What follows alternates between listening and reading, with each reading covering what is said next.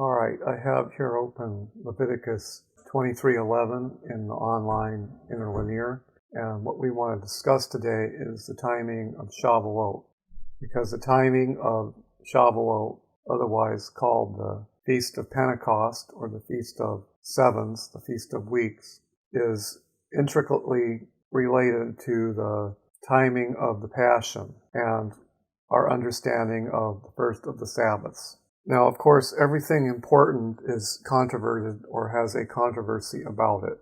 There are two factions of Judaism, a majority faction and a minority faction, that differ on the interpretation of Leviticus 23:11. The majority faction, led by the rabbis, or called the rabbinic faction, believes that the verse refers to an annual Sabbath or annual rest day. The minority faction, which we call the Karaite faction, believes that the verse refers to the weekly Sabbath. So let's take a look at the verse and see what we have. And he shall wave. This is a he-ful conjugation in the perfect, and it's translated here in the future English. So let's change this to the future perfect to make it conform to the Hebrew. And he will have made wave. The he-ful gives us the causative element here, to cause or to make, translated made, and the perfect gives us the have sense. And Hebrew perfect can be translated as past perfect, present perfect, or future perfect. In this case, it's future perfect. So I put in the helping verb will here. And he will have made wave. Okay, the next word in Hebrew is eight. And we don't translate it because it's a direct object marker. Sometimes we can give a dynamic equivalent translation in English, but usually it's left not. So this is correct. Ha-omer, this word means the sheaf. Okay, and since we have a guttural letter here, we have a case of compensatory lengthening for the definite article. That's why it has a long vowel here. Ha-omer. This is an accent mark here. It can be ignored. It just tells you to stress the O here. Ha-omer, the sheaf. Okay, now we go to the next word, lifnei. We could translate this more literally. This is a preposition, and panei means faces of. Usually it's plural when it's referring to parts of the body, but we will just translate it singular in English and give a more literal sense of it. Okay, I've translated it toward the face of. Now, the reason the word the in here is because this is a construct phrase, and the noun after it, the divine name, is a definite pronoun. That makes the construct also definite, toward the face of. Now, panei literally means faces of, but to make English sense, we translated it singular here. And the of represents the construct, which is a reduction of vowels from the noun pan, which means face. Okay. Divine name is correctly rendered here, except the vowels are not correct, so let's fix that. Yăhwēh. Now I've placed an accent on the last syllable. That's normally where the accent goes. I don't do this for the rest of the word, but I'm just doing it especially for the divine name. This is from the verb hawa, which means to be. It switches out from haya, which also means to be. So the middle vowel, or the middle root letter, switches out with a yod and a wav. So this is the third person singular he-ful of the verb to be, and it literally means he makes be.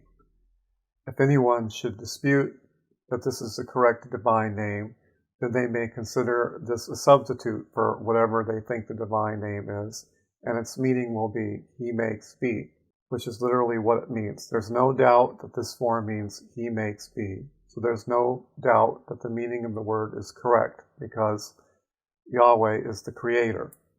Jews substitute the word Hashem, or meaning the name here. Some people say the eternal or the Lord as a substitute. These are all substitutes for the divine name. There is a long tradition of making substitutes for the divine name. In my opinion, Yahweh is correct, but if somebody believes it's not correct, then it does have a proper meaning, he who makes be, and in that case, I will just tell the other person, well, you can just regard this as another substitute for the divine name. In my opinion, however, it is correct. Therefore, there is no danger of being incorrect because it's either a substitute or it's actually the correct form. And he will have made waved a sheaf toward the face of Yahweh. Possibly the reason why this phrase is not translated literally is to avoid the clear anthropomorphism of saying the Almighty has a face here, which is a human part. I don't believe in avoiding literal language, however. I think we should learn Hebrew literally as it is, only as faces is plural here, panei. Okay, the next word, lirtzon-chem. Lir-tzon-chem. Accent on the last syllable, that's what this mark is. To be accepted on your behalf. This translation is very wordy and is actually not correct. The noun is here, ratzon, and we have a preposition, li, and it's not le, it's li instead to avoid a double schwa. So it's lir, and hem means your. So literally, for your acceptance would be a succinct translation of these words, or for acceptance of you. But we'll go for your acceptance. There we go, for your acceptance. The preposition lamed here is translated for. Acceptance is ratzon, and chem is your. Plural, it's a plural your, but we don't indicate this in English. And he will have made waved a sheaf toward the face of Yahweh for your acceptance. Okay, we have our next word, mimachorat. We have a preposition, mi, on the front, derived from min, and we have a plural, a singular construct feminine on the end, at, and the root is the masculine noun, machar. The preposition mean does not literally mean on. This is only like a functional or dynamic equivalent. For apologetical purposes here, I need to translate it more literally as from. Machar, we also need to translate as tomorrow or morrow, and we need to translate the construct with of, indicated as construct here. I will do the translation and then I will explain some more. Okay, so we've translated the preposition from correctly. From in the tomorrow of. Now, the from could be misinterpreted to mean in the sense of after to tomorrow, from extensively, or if I say 2 days from tomorrow, then you would count 2 days after the morrow. That's not the sense here. This is from within or from in the morrow of something. As in, take time out of tomorrow, take time from tomorrow to do your chores. That's from within the morrow. It doesn't mean take time after tomorrow. It means take time from within the tomorrow. The reason the definite article is here is because this is a construct, ought, feminine construct, singular, and it's followed by a definite noun, ha-shavat. Since the noun after it is definite, so also the construct noun is definite. From in the tomorrow, and we've rendered the construct with the word of here, which is the typical or normal way of rendering it. From in the tomorrow of the Sabbath. Okay, so now we have to do some repair here. Obviously, the word after has been incorrectly put in by whoever made this interlinear, so we will take it out. Also, I want to render the word Sabbath literally so we can see something. The word Shabbat in Hebrew means rest or cessation. I will translate it rest here, and then we will discuss it. Okay, let's translate this other stuff here literally here, and then we'll discuss it. All we have to do here is we can literally indicate the he-ful. Literally, he shall make waved it. So we have a energetic noon here on the end. I believe that's what that is. And the u stands for the it at the end here. The initial he is this yod here. And then the root is nuf, to wave to and fro. Therefore, in the he-ful, which is indicated by the yod in the middle of the replacement in the root, and this is an energetic noon. he shall make waived it. The idea of because or make being appended to the root sense. Ha-kohen, the priest. And this is correct. So this is the end of our sentence. Lehenif, and he will have made waived. Et ha-omer, the sheaf. Lifnei, toward the face of Yăhwēh. He makes be. Lirtzonchem, for your acceptance.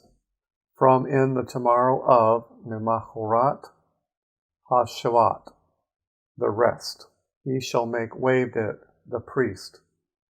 If we were translating this, we would put away take off the redundant he, and we would just translate, the priest shall make it waived, or the priest shall waive it, if we don't want to translate it too literally with the heful. Then nifenu ha-kohen. Okay, I made a translation of a big chunk of Leviticus 23 here, and we're pointing at verse 11 here. And he will have made a waving of the sheaf toward the face of Yahweh for your acceptance. In the tomorrow of the rest, the priest will make a waving. The crux of the controversy is, does the rest refer to the seventh-day Sabbath, or does it refer to an annual Sabbath? And the usual argument that Karaites would make is that Shabbat can only refer to the seventh day. The controversy centers on the interpretation of the words ha-Shabbat, translated here, the rest. Karaites say that the rest refers only to the seventh-day Sabbath. The rabbis say that the rest refers to the annual holy day, the 15th day of the month. The Karaites make their dogmatic argument on the point that ha-Shabbat only means the seventh-day Sabbath, and generally argue that ha-Shabbat never means an annual Sabbath. But this argument is easily refuted because Shabbat does not mean the seventh day. Shabbat means cessation or rest. So it could refer to any one of the annual Sabbath days. So the argument is really a draw if that's all the information we have, because the text does not actually say which Shabbat this is talking about. There are a number of rests from labor in the context. Let's look back at some of them. We see in Leviticus 23:7, on the first day it will be a holy convocation for you. You must not do any servant work. So we see here a rest from servile labor on the first day of unleavened bread. That's one possibility. We also see on the seventh day is a holy convocation. You must not do any servant work. So again, we see a cessation or rest from servile work. So this also is a cessation day or a Shabbat day, just like the first day of unleavened bread. So the question is which Shabbat or which cessation is the text referring to? It doesn't actually tell us in this text which one it's referring to. It doesn't actually tell us which rest day is meant in this text. So we will have to look elsewhere to find the answer. As for the dogmatic argument that the Shabbat only means the seventh-day Sabbath, this is easily refuted by the Passion Chronology, because any view that comprehends 3 days and 3 nights places the day after the crucifixion on either a Thursday or a Friday, and therefore in the middle of Passion Week. It would obviously have to be an annual Shabbat. So according to the testimony of the evangelist, there exists an annual day called the Shabbat right after the crucifixion. There's no way to make 3 days and 3 nights work with that Shabbat being the 7th day. So the Karaites are refuted by the Passion Chronology, whichever view anyone would hold, except for the view held by most Christians, which is Friday, Sunday. And this view contradicts many other texts, so we will not consider it. Okay, the scripture we have to go to settle the dispute of Leviticus 23:11 is in Exodus 24. The context of Exodus 24:16 is immediately after the feast during which the covenant was ratified, which happened on the day of Shavuot. The dispute is whether this day was Sunday or some other day. And we see from this verse, which immediately follows it, what the answer is. Then rested the glory of Yahweh upon Mount Sinai. Then the cloud made it to be covered 6 days. Then he called to Moshe on the 7th day from the midst of the cloud. So we see that on the following 7th day is when Yahweh chose to speak to Moshe. So it says, then he calls to Moshe on the 7th day. Point is, he waited for 6 days before he talked to him again. These 6 days can only be 6 ordinary days of the week, followed by the 7th day Shabbat. If the feast had been on Sunday, then there could only possibly be 5 days, ordinary days, before the next 7th day. But we see that it was 6. This means the feast day was on the Shabbat, and that Shabbat upon which the feast day was the 50th day. We will go backward from this first Shavuot to the 15th day of the first month, and it will not have come upon the weekly Sabbath. The 15th day of the first month will have landed on a weekday, and therefore the day after which the 50 days are counted will be an annual Sabbath and not the weekly Sabbath. So we see that this text in Exodus 24 actually gives the answer to the question of which rest day was meant in Leviticus 23:11.